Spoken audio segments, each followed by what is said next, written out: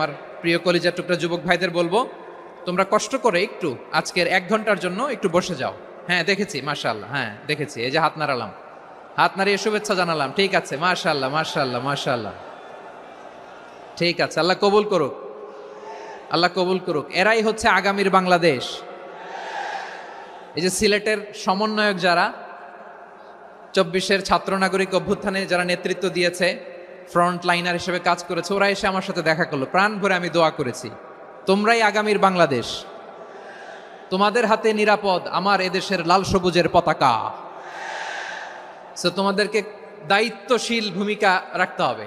মাশাআল্লাহ, হ্যাঁ হ্যাঁ, হেরে যাবে হিংসা, জিতে যাবে ভালোবাসা, ঠিক আছে, দেখেছি দেখেছি দেখেছি, মাশাআল্লাহ মাশাআল্লাহ, তোমার এই তো শান্ত। এভাবে কয়েক মিনিট একটু কোঅপারেট করলে আমি কিছু বার্তা, কিছু মেসেজ আপনাদের সাথে শেয়ার করবো ইনশাআল্লাহ।